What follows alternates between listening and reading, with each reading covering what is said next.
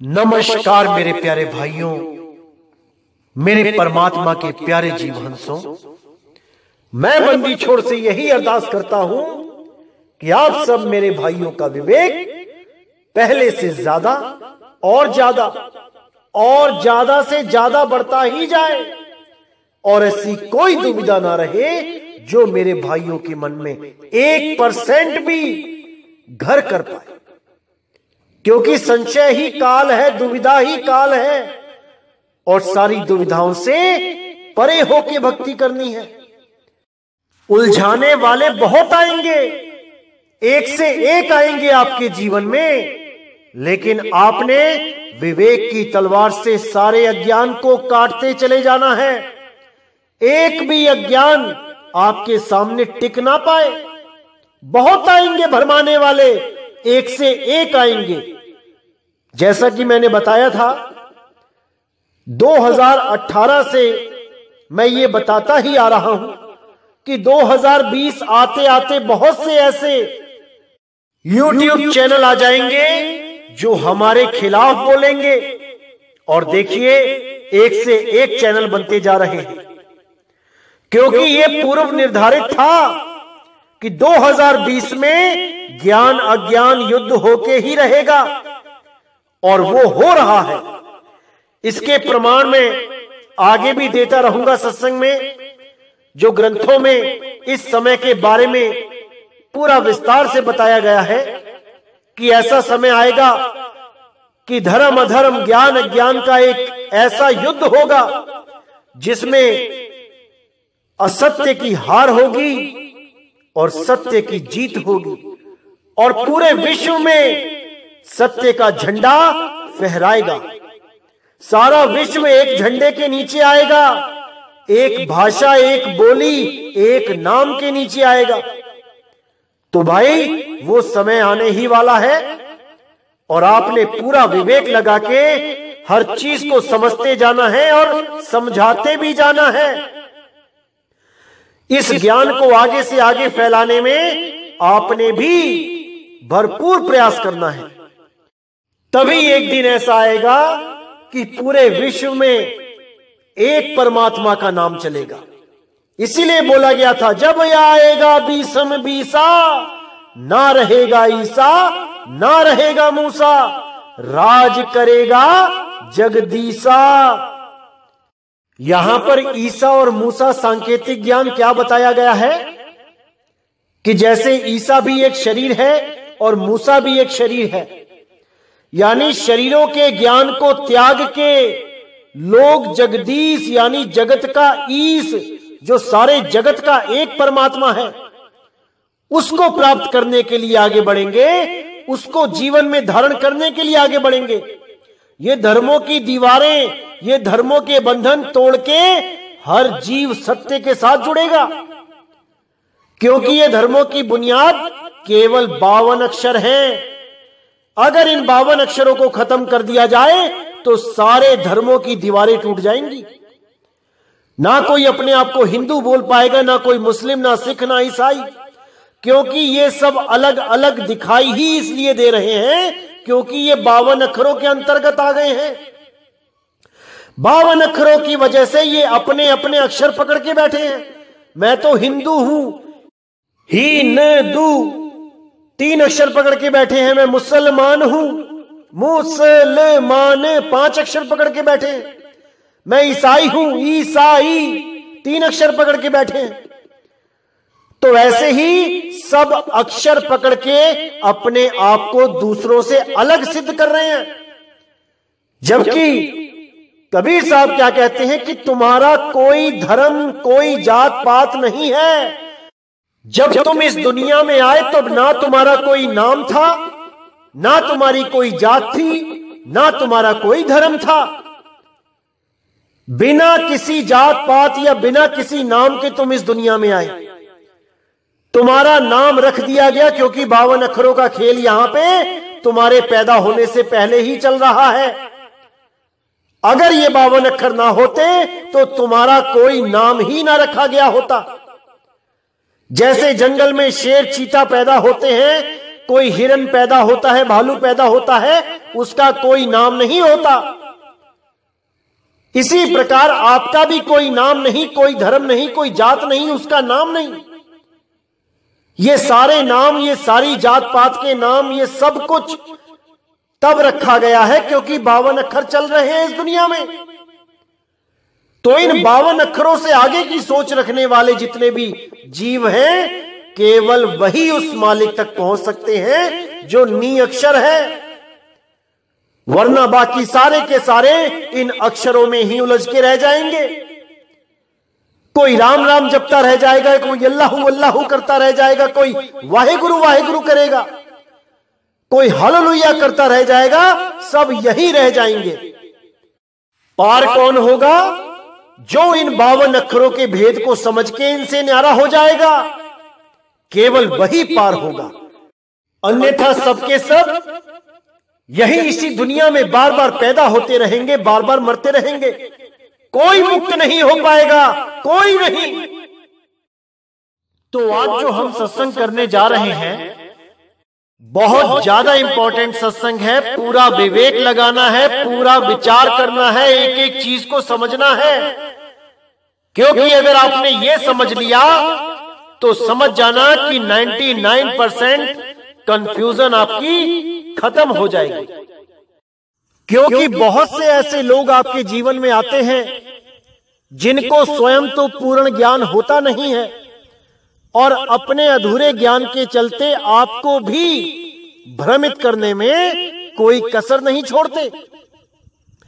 ऐसे ही आजकल कुछ लोग भ्रमित कर रहे हैं कि मदन साहिब का जो पंथ है, जो यथार्थ कबीर पंथ है, जो असली कबीर पंथ है, वो कपाल योग, कपाल क्रिया, पता नहीं क्या क्या बोल के लोगों को भ्रमित कर रहे हैं कि मदन साहिब के पंथ में कपाल क्रिया कराई जाती है, कपाल योग कराया जाता है। अब हंसी भी आती है और दया भी आती है उन लोगों के ऊपर, क्योंकि ये सब मैंने बहुत पहले ही क्लियर कर दिया था, लेकिन वो लोग नहीं समझ पाए। तो आज मैं दोबारा क्लियर कर देता हूं कि क्या होती है कपाल क्रिया, क्या होता है कपाल योग, क्या होती है कपाल भाती। तो सबसे पहले मैं कपाल भाती के बारे में बता देता हूं।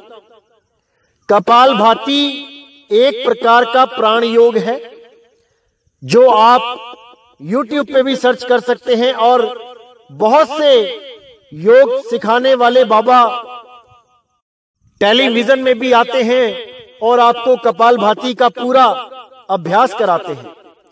इसके द्वारा क्या होता है, हमारे शरीर में जो प्राण वायु की जो एनर्जी है, उस एनर्जी के द्वारा हम अपने शरीर के बहुत से अंगों में प्रैक्टिस करके उनको ठीक कर सकते हैं।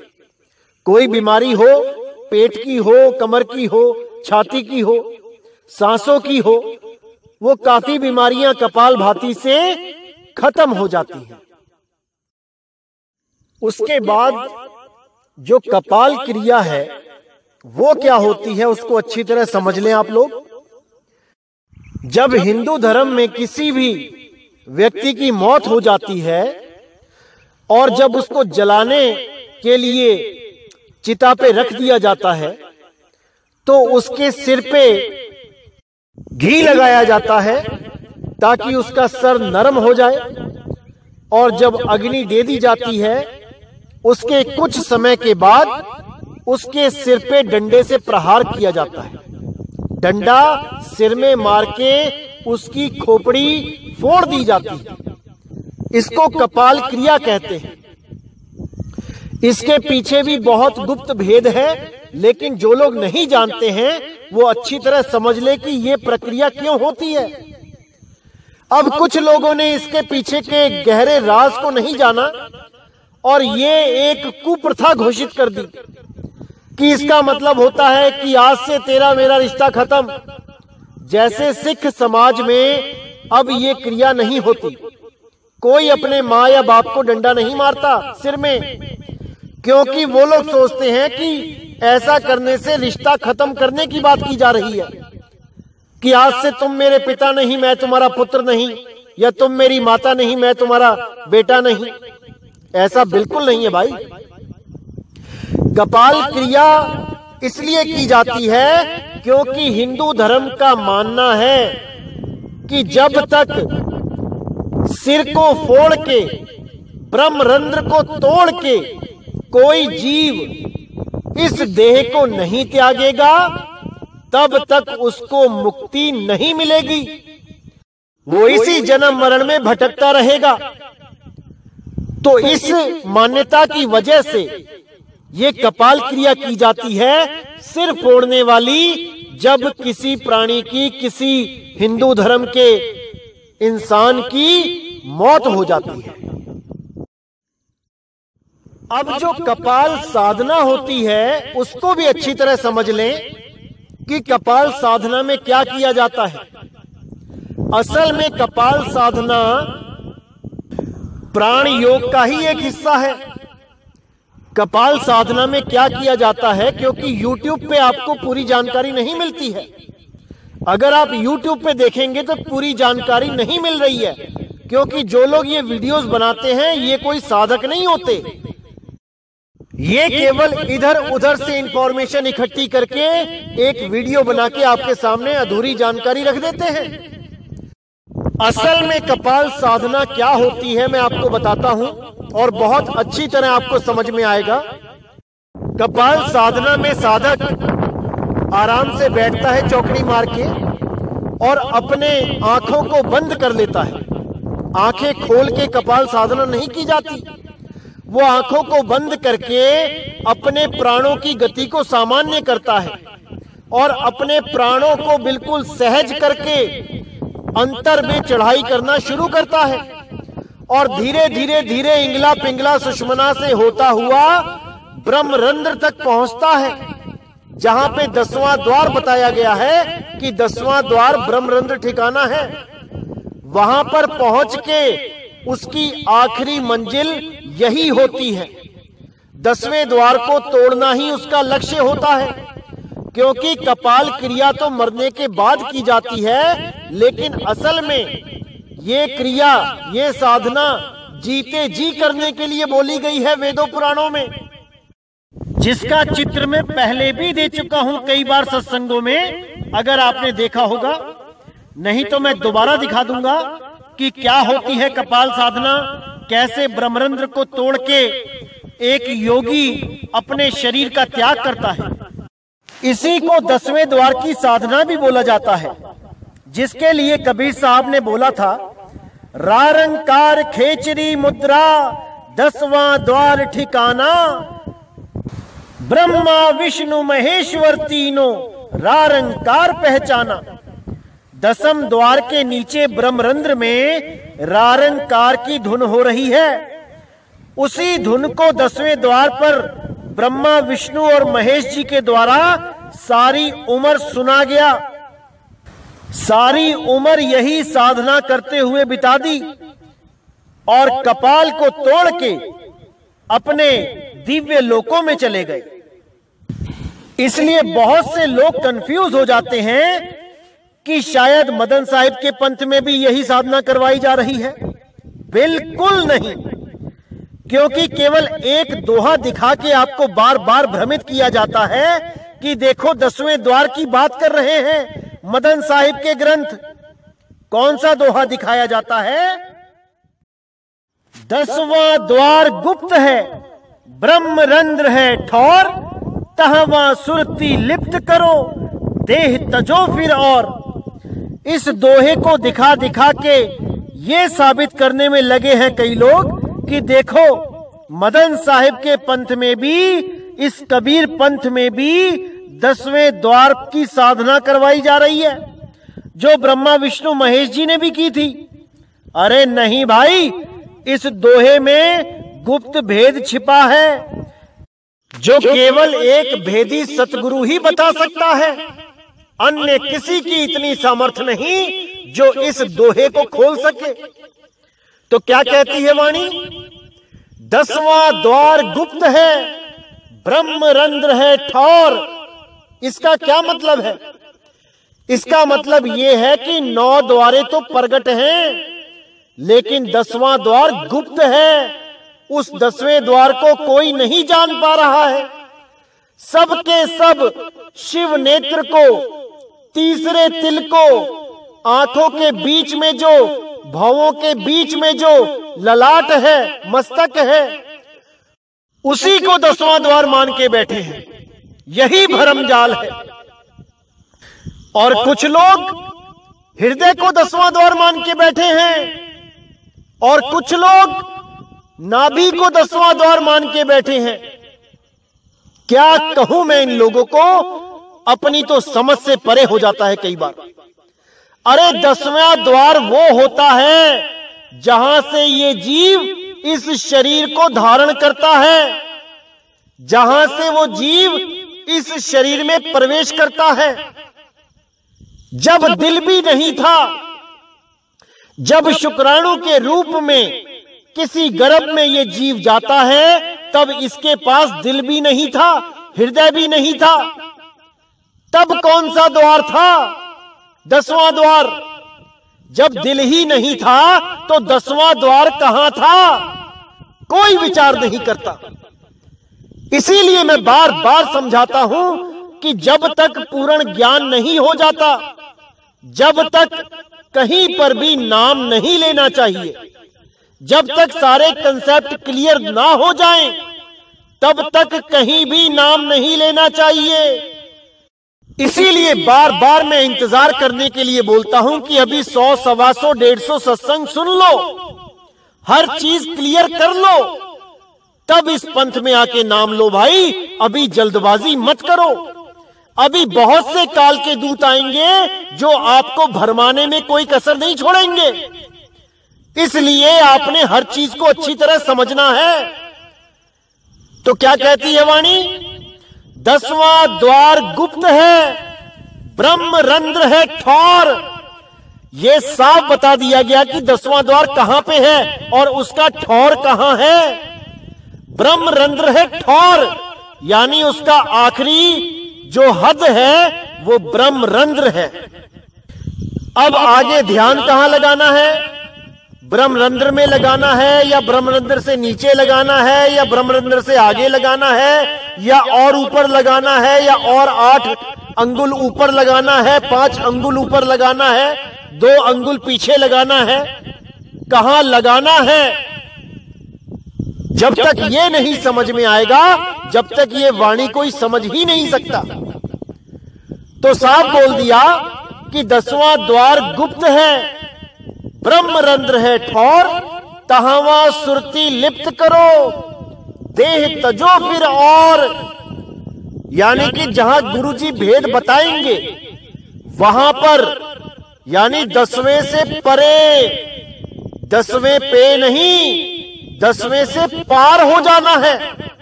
क्योंकि अगर 10वें से पार नहीं हो पाए तो भाई आना जाना लगा रहेगा। ध्यान 10वें में नहीं लगाना है, 10वें के पार लगाना है, जहां तुम्हारा सत्य स्वरूप है, जहां तुम्हारा असली नाम है, निज नाम है। इस देही में तुम्हारा नाम नहीं है, वो सतनाम इस देही में नहीं है भाई। वो सतनाम अजूनी है, अजूनी, जिसके लिए बोला गया अजूनी सैपंग गुर प्रसाद। जब गुरु का प्रसाद मिलता है तब उस अजूनी परमात्मा का भेद मिलता है। उसको जून के अंदर नहीं ढूंढना है। जून यानी 84 लाख जून, यानी शरीर। शरीरों के अंदर परमात्मा नहीं रहता भाई। ये तो किराए का कमरा है, पता नहीं कब खाली करना पड़ जाए। इसीलिए कबीर साहब ने बार बार बोला, नहीं प्राण में, नहीं पिंड में। इस पिंड में मैं नहीं रहता हूं भाई। कहीं गलती से इस पिंड के अंदर ध्यान मत लगाने लग जाना, नहीं तो ऐसी दुर्दशा होगी कि कोई नहीं बचा पाएगा। इसीलिए साहिब ने बोला, खुले कपाट शब्द झनकारी और पिंड यंड के पार सो देश हमारा है। पिंड और अंड के पार। और ये लोग सारे जगत के जितने भी अधूरे गुरु हैं, ये सब पिंड के अंदर ध्यान लगवा रहे हैं। किराए के कमरे में ही कहते हैं कि महल तुम्हारा किराए के कमरे में है। अरे भाई, जब किराए का कमरा भी नहीं बना था तब हमारा महल कहां था? कोई नहीं समझ पाता इस बात को, कोई नहीं जान पाता। सबके सब भेड़ चाल में ही लगे हैं।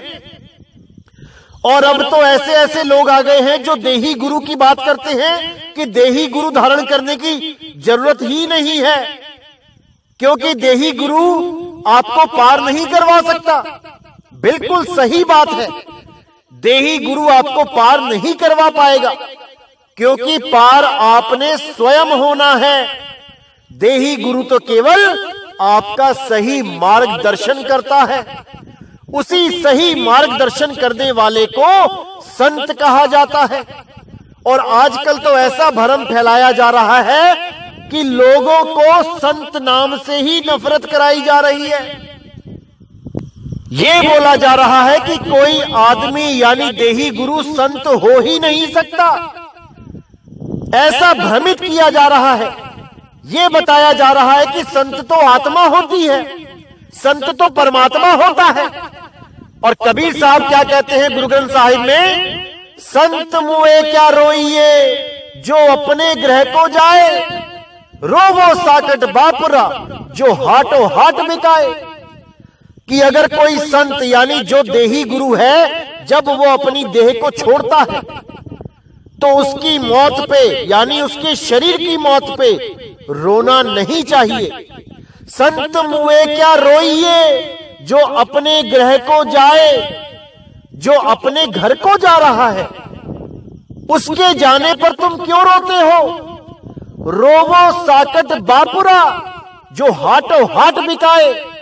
उन लोगों पे रो भाई जिन्होंने कभी गुरु धारण नहीं किया, जो देही गुरु के नाम से भी नफरत करते हैं कि देही गुरु तो कोई हो ही नहीं सकता।